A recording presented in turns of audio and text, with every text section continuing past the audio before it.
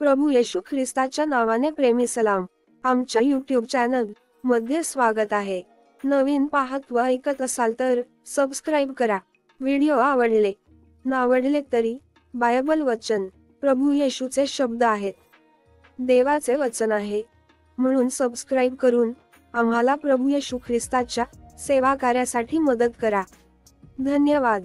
मत्तय कृत शुभवर्तमान पुस्तक. लेखक. या पुस्तकाचा लेखक जकातदार, कर गोळा करणारा मत्तय हा होता, ज्याने येशूंचे अनुसरण करण्यासाठी त्याचे काम सोडले.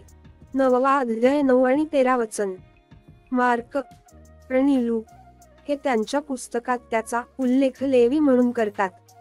त्याच्या नावाचा अर्थ म्हणजे परमेश्वराची देणगी. प्रारंभिक मंडळीमधील वडिलांनी एकमताने मत्तयाला त्या पुस्तकाचे लेखक म्हणून 12 प्रेषितांपैकी एक असे स्वीकारले होते. मत्तय हा येशूंच्या सेवाकार्याच्या घटनांचा प्रत्यक्ष साक्षीदार होता.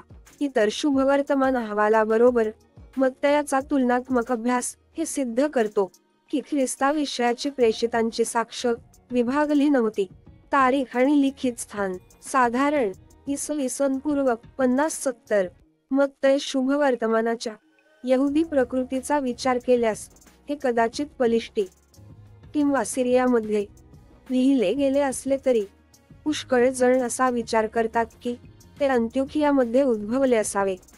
प्राप्तकर्ता ग्रीकमध्ये त्याची सुवार्ता लिहिण्यात आल्यामुळे मत्तय ग्रीक भाषिक यहुदी समुदायातील अशा वाचकांकडे आकर्षित होऊ शकतो. बरेच घटक यहुदी वाचकांना दर्शवितात. जुन्या कराराच्या पूर्ततेसह मत्तयाची चिंता. अब्राहमापासून येशूचे वंशज शोधणे. 1 अध्याय 1 आणि 17 वचन.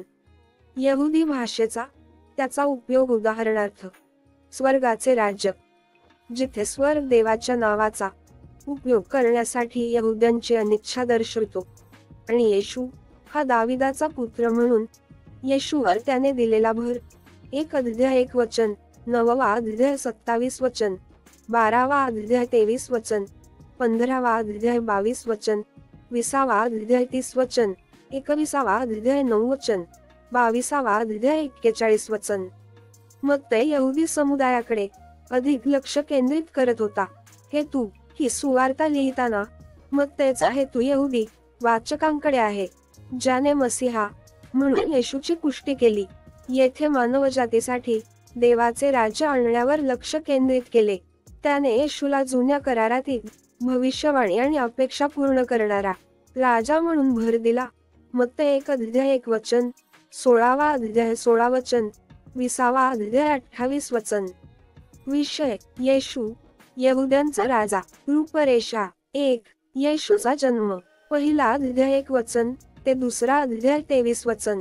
2. येशूची गालिल प्रांतातील सेवाकार्य. तिसरा अध्याय 1 वचन ते 18वा अध्याय 35 वचन. 3. येशूचे यहुदा प्रांतातील सेवाकार्य.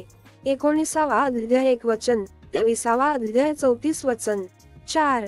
यहुदामधील शेवटला दिवस. 21वा अध्याय 1 वचन ते 27वा अध्याय 66 वचन. 5. अंतिम घटना. 28वा अध्याय 1 ते 20 वचन पर्यंत.